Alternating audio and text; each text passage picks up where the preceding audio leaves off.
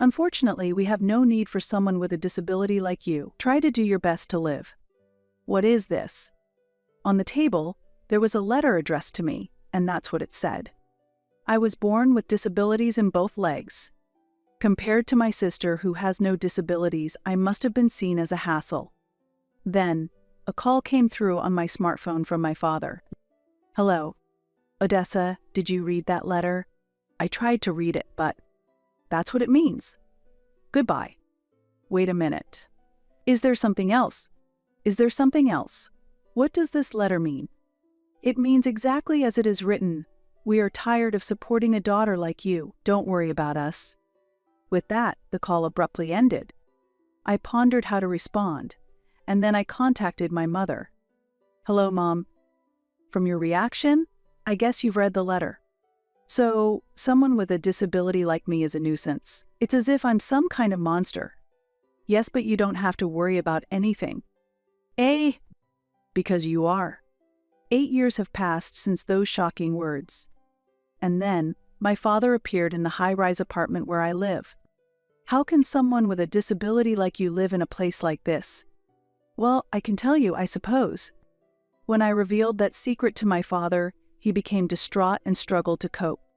My name is Odessa. I will be 26 years old this year. Currently, I live on the 55th floor of a high-rise apartment and enjoy a comfortable life. However, achieving this lifestyle was accompanied by many difficulties. One reason is that I have a congenital disease that weakens my muscles. I still remember my father's unforgettable words. I think it was when I was in kindergarten. Why did someone with disabilities like you have to be born? It's your fault, isn't it? Amy is healthy and doesn't have any disabilities. Amy is my sister, 2 years older than me. At that time, I was listening to my parents' conversation in the living room. My room was next to the living room, prepared for emergencies. Even as a young child, I could sense the dissatisfaction directed towards me. There's no need to say such things. Then, from now on, you take care of Odessa. What are you saying? Do you even have any awareness of being a father? Please, I'm leaving the rest to you. I quietly covered myself with the futon. From that day onwards, their attitude towards me became noticeably colder and harsher. Even when I spoke to them, I did not receive appropriate responses. Indeed, my congenital physical disabilities might be the cause. Afterward, my mother has always been considerate to ensure I do not worry. Despite such circumstances, I actively do what I can on my own, and I do not feel pessimistic about being born with this condition. I particularly feel the strong influence of my sister in how I perceive things. I overslept a bit. I was up late last night. Sorry about that. No problem. I managed to get dressed on my own for the most part. I'll help you. Thanks. But first you need to get ready, sis. Since elementary school, my sister Amy had been helping me with my morning preparations. However, my father didn't approve of this, often complaining. How long do you intend to keep doing this? It'll be over soon. Odessa should be able to do it herself. Come here, you can do it, right? Yes. While changing, Amy came to help me without our father noticing. Sorry about earlier. Don't worry about it. I can't always rely on you. During this, Amy gently hugged me. What's wrong, all of a sudden? It's okay, Odessa, I'll protect you. Then, I'll do my best to protect you too, sis. From such exchanges, I felt that our bond as sisters deepened even more. We made a point not to talk much in front of our father. We thought he might say something if he saw us being close. Then, I'm off. Okay, take care. Father would sometimes give up his days off and go to work several times a month. Those days felt like a relief for me. Usually when I was playing games, I would often be scolded harshly. Today, since Dad isn't here, let's play games to our heart's content. Okay. Yes, but let's not overdo it. Don't worry.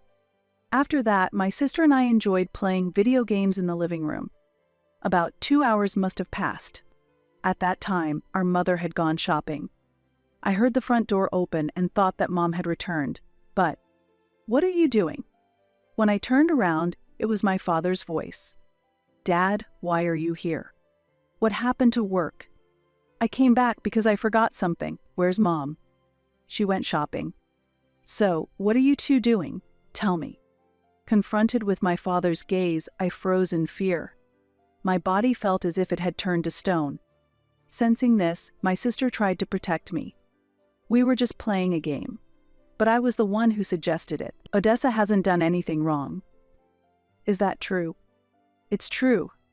With that, my father forcefully pulled my sister's arm. Seeing this, I worried that he might harm her in some way. At that moment, I felt a responsibility to protect my sister. I wanted to do it, and I asked Amy to join me. So, please don't hurt her. I see, so you instigated this after all. Go back to your room. Understood. As instructed, I returned to my room. A small consolation was that our house was built with wheelchair accessibility in mind. I could hear my father yelling from afar. I deeply regretted my own powerlessness. At that moment, the door to my room opened. I tensed up, thinking it was my father, but it was actually my mother. Is everything okay? I'm fine. But how is Sis? Yes, she's all right too. Something felt off about my mother's response, and I tried to head to the living room. Where are you going? I have to save my sister. There's no need to worry. If you go there, you might provoke your father again. I understand. I'll stay here. My mother was right. If I went, it might have worsened the situation. I decided to trust my mother's reassurance. I'm sorry. I wish I were stronger. Due to my father's domineering nature, my mother always tried not to provoke him. Don't worry about it. I'm grateful for you. After a while, my sister came into the room.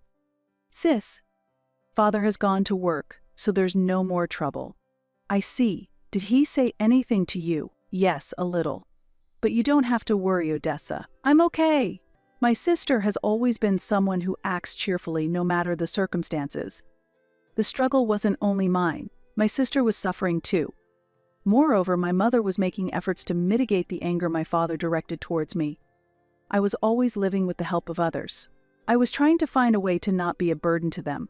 When my sister entered middle school, she began to distance herself a bit from me. Previously, she had helped with everyday tasks like dressing and using the restroom. I knew she was busy with club activities and friends, so I tried to accept it as inevitable.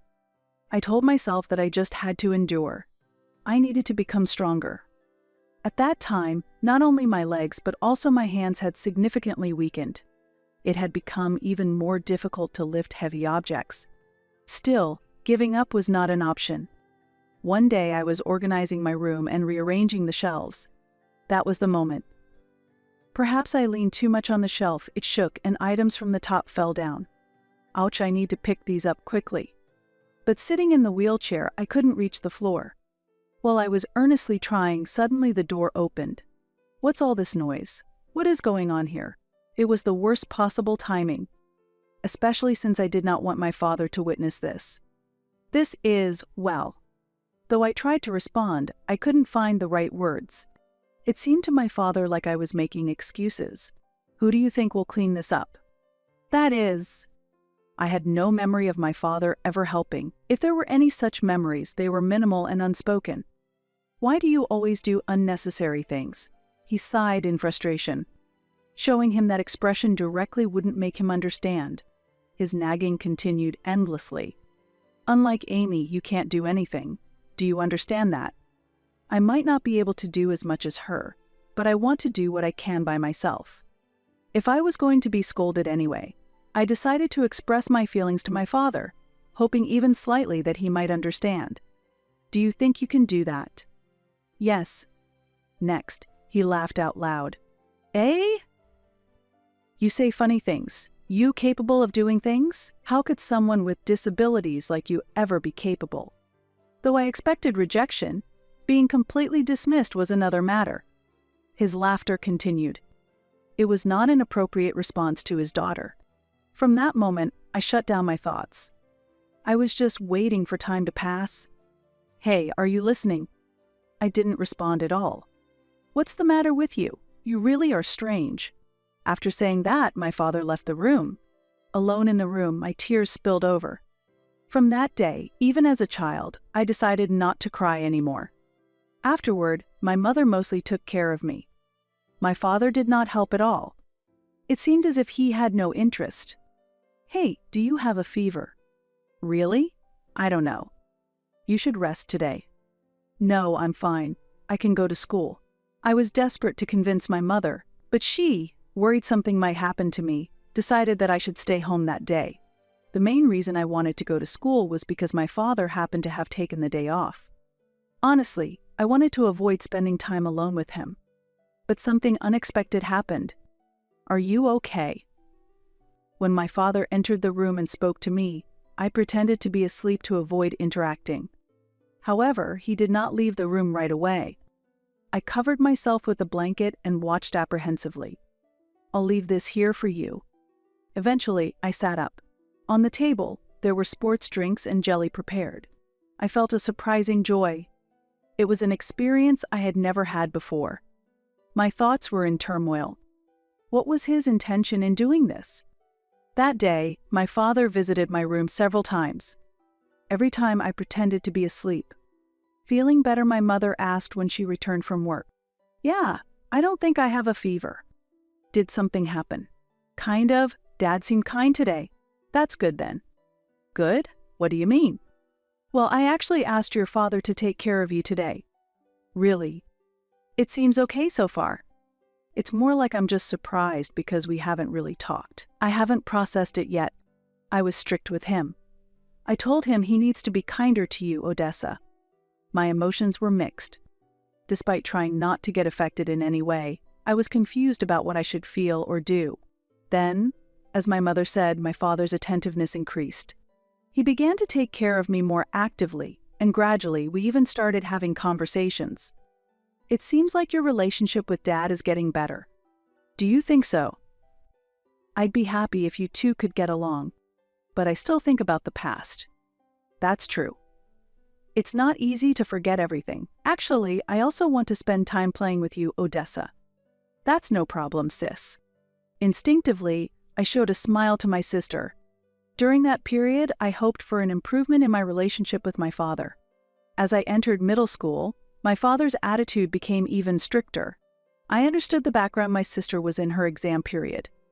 I tried to accept this, but I realized there were other reasons too. "I need to use the bathroom," I told my father.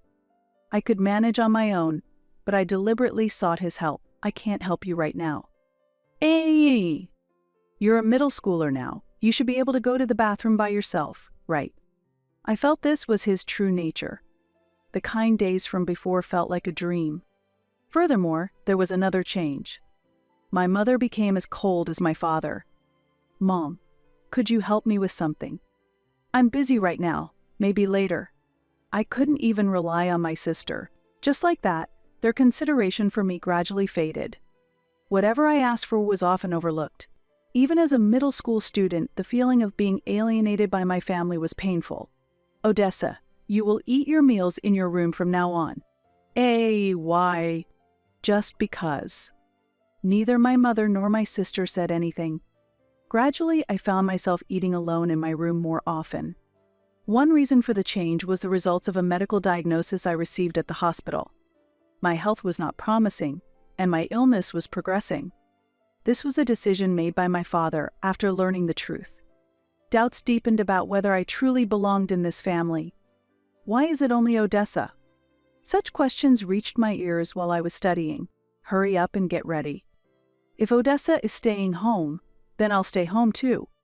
Are you sure that's okay? Amy, you wanted to go to a private school, right? Yes, that's true. Are you going to defy me? If you want to stay, stay, but give up on going to the private school. I was shocked to hear such unbelievable statements. Finally, the true situation became clear.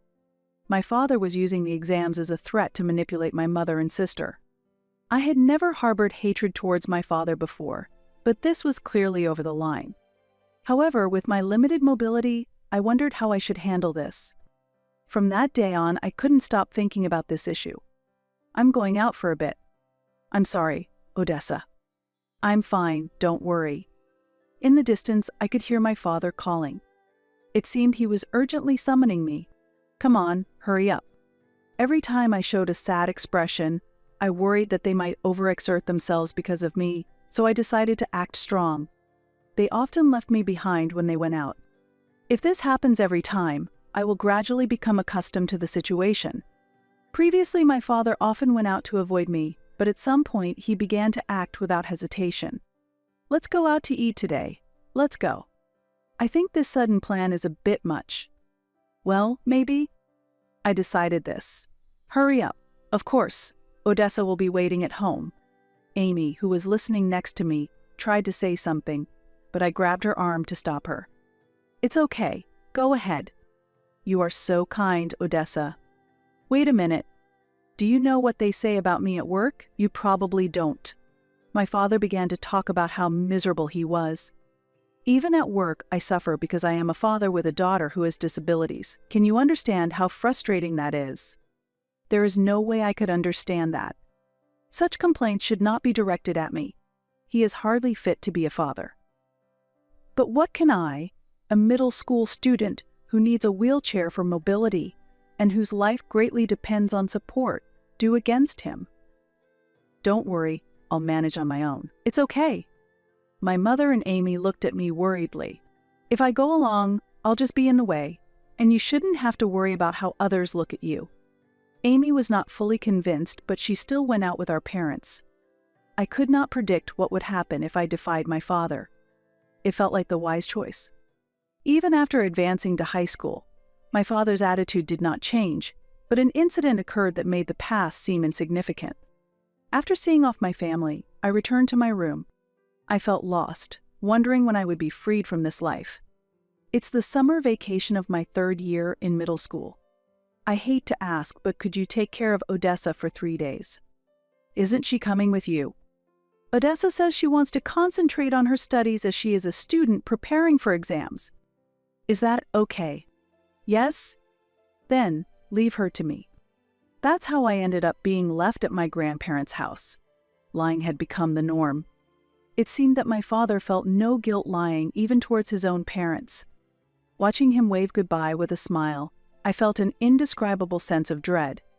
Once he was out of sight, my grandmother asked me, "It's just us here. You don't have to hold back." Hey, are you really okay with not going with everyone else? Being with me? Mom and Amy can't fully enjoy themselves? I want to avoid that at all costs. I replied emphatically. Odessa, you really have a big heart. Not really. But here, you don't have to worry about what others think and can relax as you please. Yes, thank you. Perhaps my grandmother sensed what was in my heart, but she did not probe any deeper. I truly felt comfortable here. As a middle school student, I didn't have the power or wisdom to change the situation. Being scrutinized by others was unpleasant.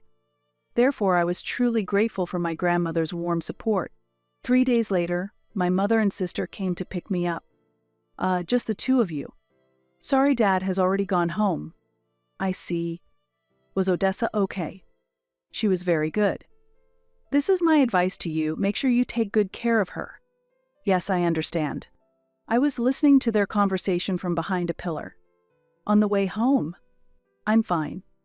You don't have to push yourself. That's right, we're thinking of you, Odessa. I know, but I would hate for something to happen to you. When we got home, my father continued to show his usual cold attitude. Normalcy returned.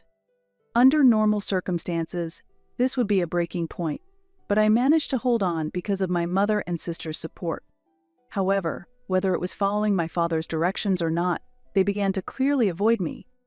Being ignored by my father was always the case, but it was extremely painful to see them both starting to act similarly. There were times when I felt completely isolated. I'm okay, I can do this, I started to tell myself. From then on, I tried to stay in my room as much as possible whenever I was at home. Being in my room meant I didn't have to interact with others, and it spared me from feeling uncomfortable. However, I later realized that this decision was a mistake. It was a spring Sunday when I was in my 2nd year of high school. When I woke up, the house felt unusually quiet. As I headed to the living room, I noticed a piece of paper on the table. Unfortunately, we have no need for someone with a disability like you. Try your best to live. What is this? It was a letter addressed to me. Then my father called me on my smartphone. Hello, Odessa. Did you read that letter? I tried to read it, but that's what it means. Goodbye. Wait a minute. Is there something else? What does this letter mean? It means exactly as it is written. We are tired of supporting someone with a disability like you. Don't worry about us. With that, the call abruptly ended. I pondered how to respond, and then I contacted my mother. Hello, Mom? From your reaction, I see you've read the letter. So, someone with a disability like me is a nuisance. It's as if I'm some kind of monster. Yes, but you don't have to worry about anything. Because you are not his child, so rest assured. What do you mean? Explain it to me. Listen, call this number as soon as you can. Wait, tell me more. Sorry, he's nearby. I'll contact you again later. I was simply stunned. If what my mother said was true, does that mean I am not my father's biological child? Despite wondering about it, I couldn't find an answer and called the number my mother had given me. The person who answered introduced himself as a lawyer named Rogers. I am calling as instructed by my mother. I see. Let's discuss this in detail. Following these instructions, I went to his law office. There, I learned the true meaning behind the words my mother had recently spoken. I was also told the truth about my birth. Initially, the shock was unbelievable, but it seemed that my mother and sister had kept it a secret out of concern for me. Afterward, I started living on my own. Thanks to Mr. Rogers' support, I have been living comfortably. 8 years have passed since my mother spoke those words. During this period, there have been several milestones to celebrate. Amy has graduated from college and is living independently. Amy, is something wrong? Sorry it's sudden, but it seems like Dad has found out your address, Odessa. Just to be safe, please know that Mom and I haven't told him anything. Yeah, I understand. In fact, I have been in touch with them since moving away from home. Of course, without Dad knowing. Does that mean he's coming here? Probably. Okay, do you think it's okay if I pay him back a little this time? My life now, it's all thanks to Mom and you, right? That might be true. So I want to show my gratitude to both of you in some ways. Especially for Mom, I left home almost as if I was running away. It's not your fault, sis. Then, a week after the phone call from my sister. Just as she said, my father showed up at the apartment where I live. The intercom rang and I responded. Yes, hello? Odessa, it's been a long time. How could someone with disabilities like you live in a high-rise condo like this? Well, what do you think? Hey, that's not the way you should talk to your parents. Behind my father, I could see my mother standing there, looking apologetic. From her expression, it was clear she had been suffering even in my absence. Then, let me tell you. What? I revealed to my father how I have been managing to live this life. Upon hearing this, he directed his anger towards my mother. What are you saying? I had no idea about any of this. I had intended to explain everything properly at first, but when you learned that Odessa had disabilities, your expression changed, didn't it? So what? She's someone else's child and, moreover, a person with disabilities. When Mr. Rogers told me this fact, it felt as though my heart stopped. According to him, I was the daughter of my mother's best friend. My biological father had died in an accident, and my birth mother was in the final stages of cancer with little time left. At that time, I was adopted by my current parents. My biological mother left me a substantial inheritance to ensure I wouldn't face hardships in the future. Additionally, the house I currently live in was previously inhabited by my biological parents. Isn't it inappropriate to blame Mom? Shut up. No, I won't be silent. I see how terribly you treat Mom. Even after I became independent, my father's violent behavior did not subside. I had been his target before, but now the target was my mother. Don't you think so, Mom? I sought agreement from my mother, and she nodded quietly. What are you talking about without any proof? What if there is proof? I took out my smartphone and played a recording. The recording captured my father hurling abuse at my mother and eventually escalating to physical violence. How about that? Do you understand now? When was this? Even though I've been living away, we've kept in constant contact. You didn't notice, did you? Well, of course you wouldn't have. You bastard. No matter how much you shout, it's futile. Since there's this much evidence, you understand what will happen next, right? What do you mean? I looked at my mother and signaled with my eyes. I'm separating from you? What? Of course. Don't worry, Mom will live here with me. There's no way I'll let you do that. Your opinion doesn't matter anymore. He might not have realized this had been planned. What can someone with disabilities like you do? He seemed very agitated and was about to become violent. That's when it happened. Stop it. What are you doing? A shout came from the back of the house. Who are you? This person is my spouse. Spouse. Nice to meet you. I'm Edward. My father lowered his hand in surprise. You knew about this too? My mother nodded. Of course. Amy knows about it too. Without my consent as her father, just like that. I'm already an adult, so there shouldn't be a problem. Now, can you please leave? Just when I thought he would leave, it seemed he had not given up yet. Wait a minute. You must have inherited other properties besides this house, right? So what? As a parent, I should have the right to receive part of that inheritance. On what basis do you say that? There is no such right. Seeing my father's desperate demeanor, I couldn't help but burst into laughter. Why are you laughing so much? Because you're making completely irrelevant statements.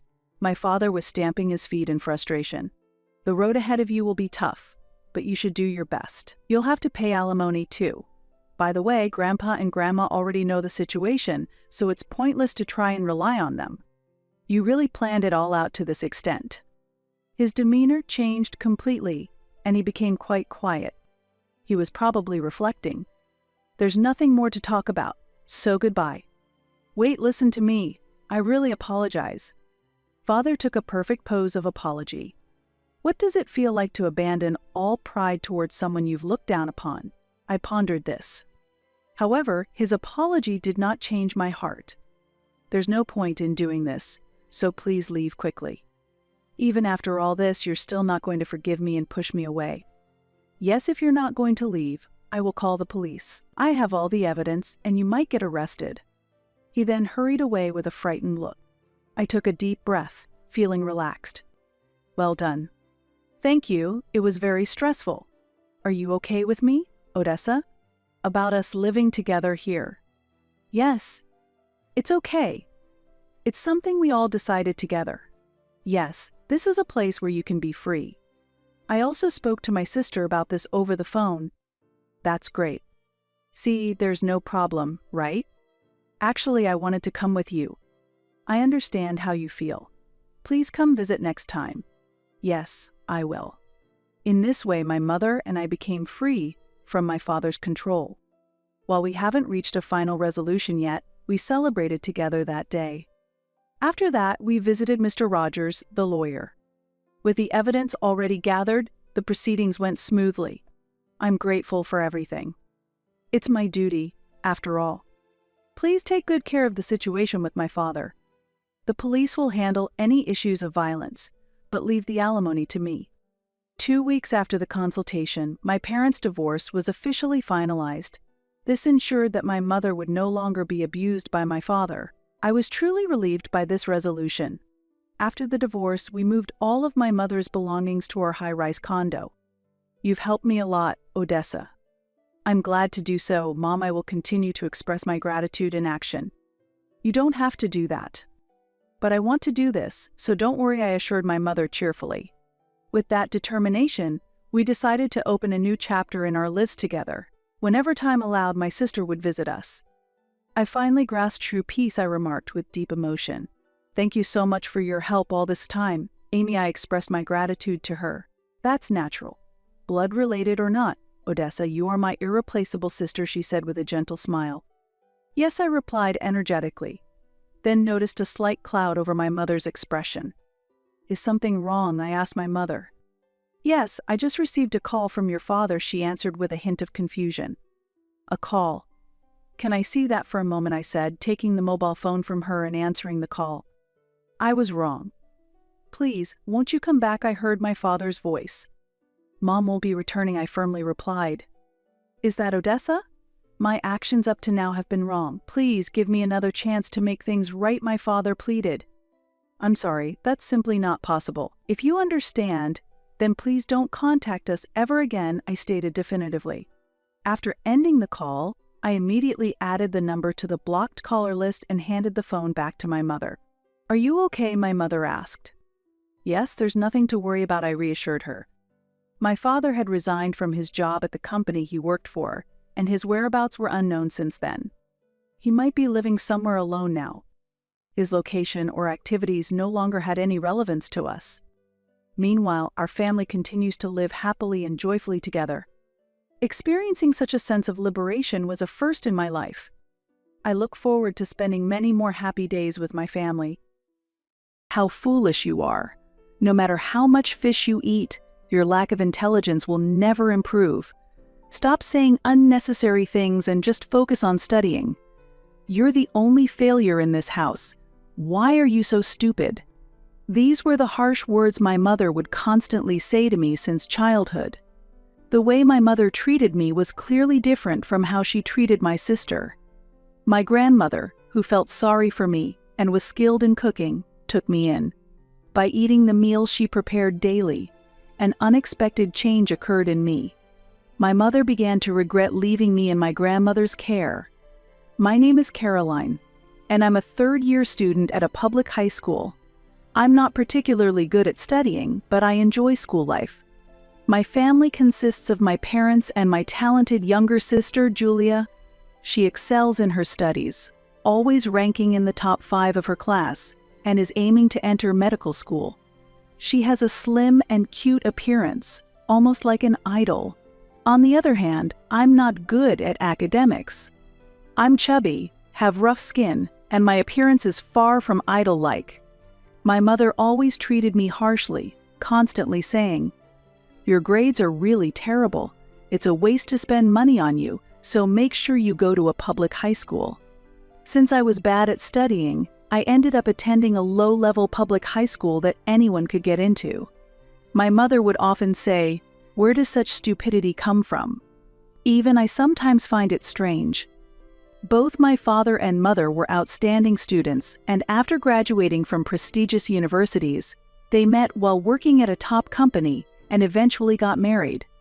My sister resembles them and is also very talented. According to my mother, I'm the only one who doesn't fit in with this family, a failure. Since I was a child, it was clear that my mother doted on my sister. Normally, older siblings pass down their clothes and toys to younger ones. However, in my case, I was always given cheap items from second-hand stores or hand-me-downs from others. In contrast, my sister was always dressed in brand new, beautiful clothes and played with the latest toys. While I envied her, my fear of being disliked by my mother kept me silent. My sister and I have completely different personalities and interests. I enjoyed being active outdoors, often getting injured or covered in mud, and getting scolded for it. In contrast, my sister Julia preferred the traditional way girls play, engaging in make-believe kitchens and doll playing. Julia, you are really ladylike and cute. You're completely different from Caroline. Don't become a barbarian like her, okay? My mother would often say to her in a gentle voice. I was deeply hurt by these words many times, but I had become accustomed to her cold attitude and sarcasm. Julia was very loved and pampered by our mother, receiving sweet cakes and candies from an early age. I was never given such treats. Once I asked Julia if I could have some, but she refused, saying, "No, Mom said you shouldn't eat sweets because you're not smart." Perhaps because she was raised this way by our mother, Julia was also cold towards me, and would sometimes say things that ridiculed me. At home, only my father was on my side, but he was not reliable as he did not defend me and never spoke up against my mother. However, my father never spoke ill of me and was always kind to me, so I trusted no one else but him. Looking back at my childhood, it wouldn't have been a surprise if I became rebellious and turned to delinquency, but surprisingly, I grew up to be quite bright and healthy. I had many friends. Although I was not good at studying, my school life was always enjoyable. In fact, school was more comfortable for me than home. The reason I grew up this way was perhaps largely due to the influence of my paternal grandmother, who lived nearby. My mother often told me to go to my grandmother's house to play. Now, I realized that my mother wanted to go out with Julia without me, considering me a nuisance. I deeply loved my grandparents' house. Welcome, Caroline. Today I baked a special cake. Let's enjoy it together. My grandmother always treated me warmly. She would offer homemade delicious snacks and cared about my worn clothes, gifting me hand-knitted sweaters. Caroline, isn't your mom buying you new clothes for those worn-out ones? She would ask. I was speechless. My grandmother didn't say anything more, but she treated me with kindness and compassion. The relationship between my grandmother and mother had never been good. Although they hardly ever saw each other, I heard about the situation from my father. Originally, they had planned to live together, but my mother unilaterally refused to accept help with household chores and child rearing. We were supposed to live together. But your mother refused. It's not like she does any housework or parenting properly. Caroline, you're always welcome to come to Grandma's house. I truly loved my grandmother. One day in my 3rd year of middle school, as usual, I visited her house. Seeing that I had gained weight over the years and my skin condition had worsened, my grandmother expressed her concern. Caroline, what do you usually eat? There are foods that are good for your skin. Maybe you could ask your mom to cook those. My mother rarely cooked and mainly provided me with cheap donuts for economic reasons. Eating donuts every day led to weight gain and skin problems. I couldn't control my hunger, and I would be scolded if I tried to use the fridge on my own. This was the state of my eating habits. In contrast, my sister was slim and had clean skin. My mother considered Julia's health and bought her expensive salads and side dishes when eating out. I felt discriminated against even in terms of meals, and during family meals I wanted to return to my room quickly, hastily swallowing the donuts. In the first autumn after I entered high school, my grandmother made an unusual visit. A relative gave us a lot of mackerel. We can't eat it all, so I want you all to have some. Mackerel is good for your health. She said this, bringing a lot of fatty, fresh mackerel. However, my mother reacted with annoyance. Mother-in-law, this is troublesome. We don't accept fish in our house. Even if we receive so much, it will just end up being thrown away. In fact, I don't hate fish. We never had fish at home simply because my mother didn't cook. Is that so? You're not fond of fish? It's too bad. Fish is good for both the body and the brain. My grandmother was disappointed. It was painful to see my beloved grandmother so disappointed, and I couldn't help but blurt out, "Actually, I like fish. I want to eat it."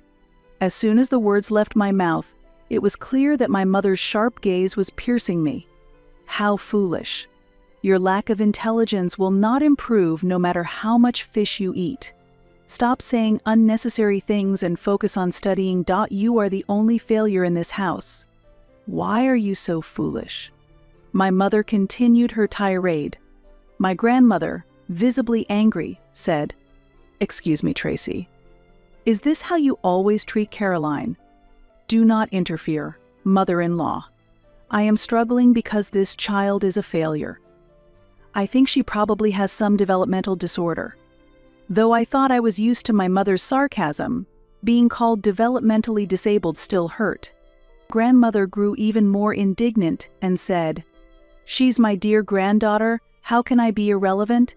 How can you be so heartless toward your own daughter? Stop preaching to me. We don't even live together. I didn't have this child because I wanted to." Grandmother's anger reached a peak, and she was trembling. "That's enough. You don't deserve to be a mother. I cannot leave Caroline with you. Caroline, you are going to live with me." This incident led me to decide to live with my grandmother.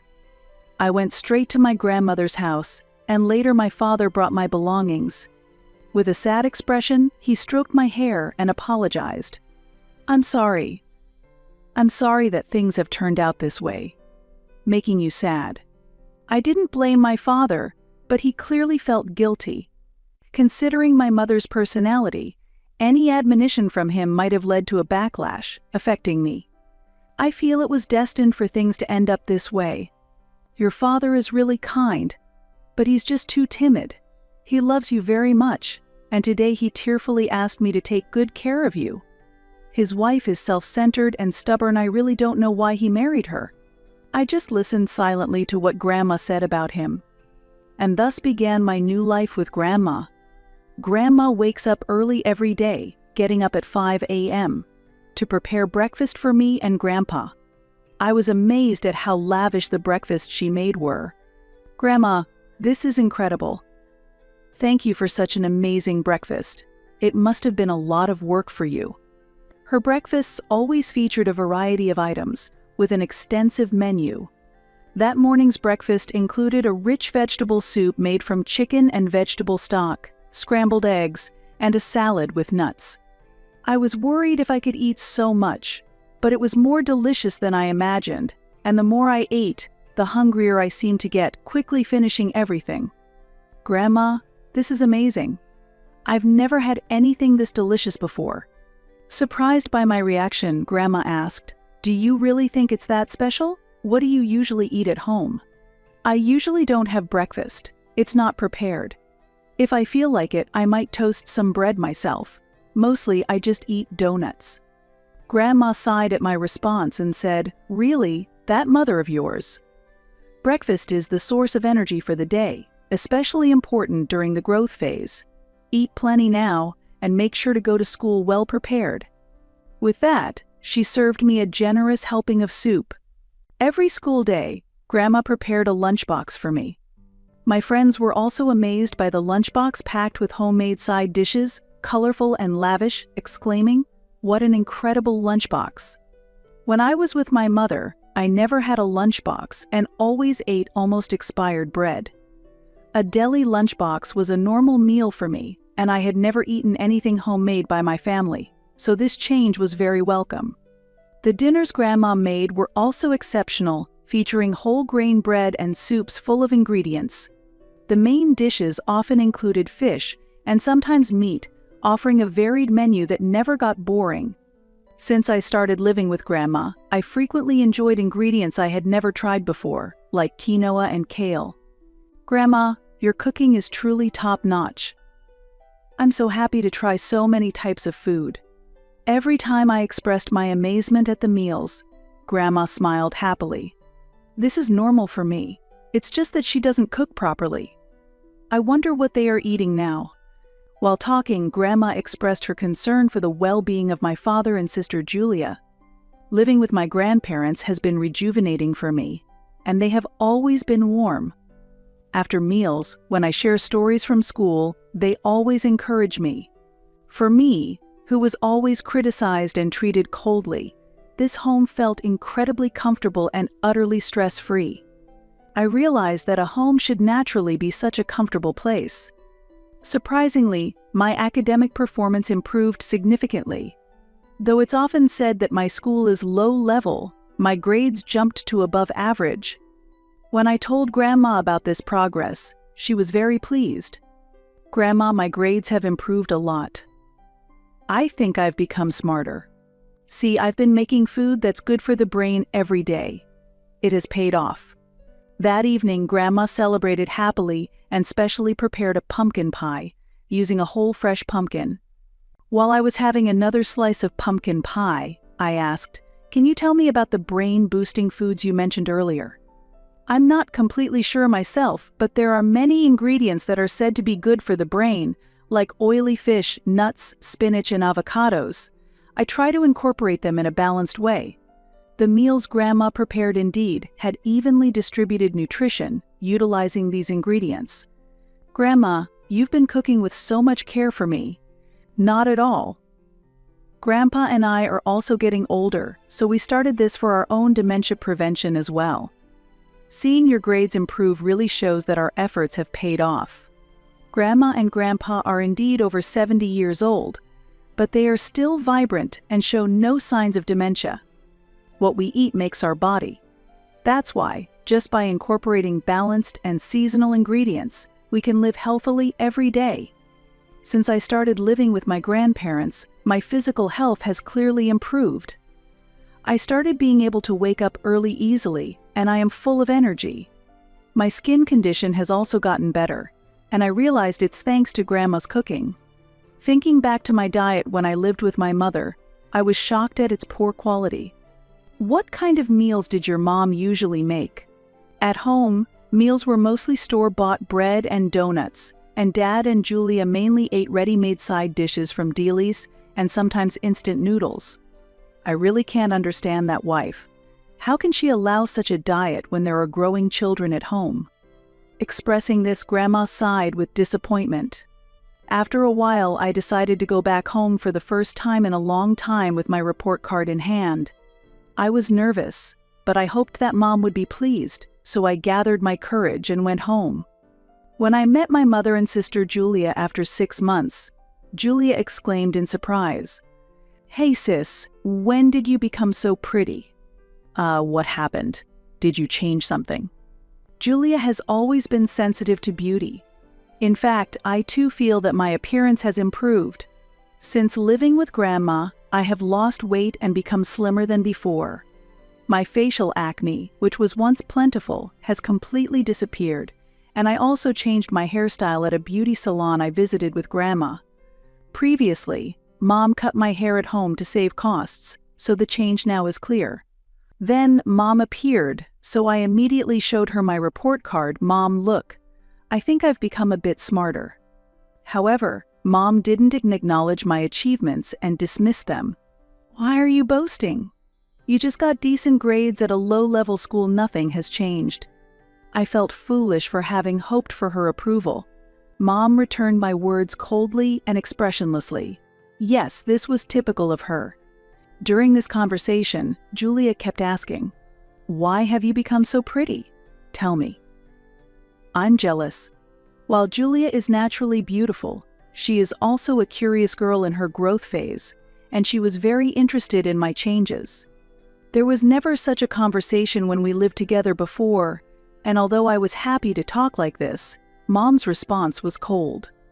"Hey, how long are you staying? Julia has an important exam coming up. I don't want your stupidity rubbing off on her, so go back soon." With those words, she refused to take my report card. "You don't have to say it like that." As I headed home, tears began to flow uncontrollably. Having had my hopes up, the cold treatment left me deeply disappointed, and I felt painfully out of place within my own family. I couldn't understand why this was happening. When I returned home, Grandma immediately embraced me, and we cried together. "Oh, what have they done?" I sobbed uncontrollably in Grandma's comforting embrace. After a while, Grandma began to speak calmly. "I originally planned to keep this a secret until you were 20, but I've decided now is the time to tell you. Please listen carefully." I didn't understand what she was about to reveal, but her serious expression made me brace myself. "Caroline, the people you always thought were your parents are not your real parents." "What do you mean?" "Actually, your real parents were very close friends of your supposed father." As I struggled to grasp what she was saying, Grandma continued with the details. "Your biological parents were in an accident before you were born.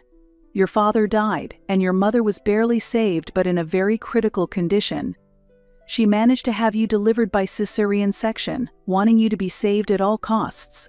At that time, the man you know as your father rushed to her side.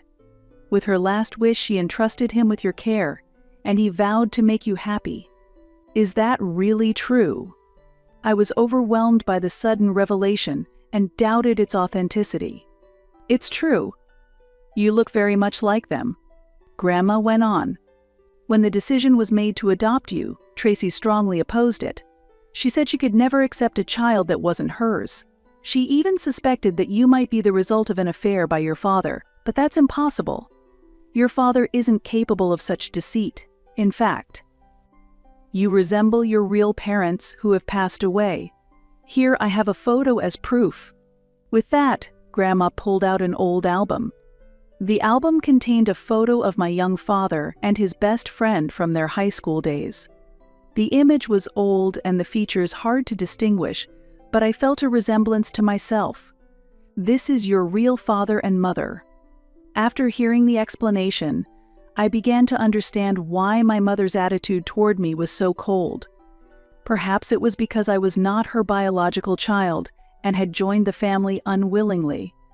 Learning this significant truth filled my heart with various emotions, and I was tormented by a complex sense of loss.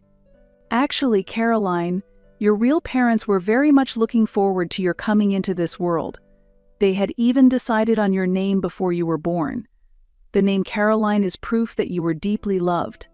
Tears naturally started flowing uncontrollably. "I've always felt so troubled, regretting my very existence," I confessed. "Caroline, I'm truly sorry for all the pain you've endured.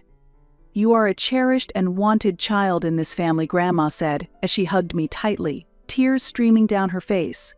Having always sought my mother's love and lived to please her, I now felt that I no longer needed to do so, and my heart felt slightly lighter. The next day, my father visited Grandma's house. "I'm really sorry for keeping the truth hidden for so long," he apologized. He then showed me photos of my birth parents on his smartphone. My birth father looked intelligent, and my birth mother had a warm, beautiful smile in the photos. "Can you send these to my phone?" I asked. Of course, Dad agreed, and he shared many memories of my real parents. "I vowed to make you happy when I decided to adopt you, but I ended up causing you so much trouble.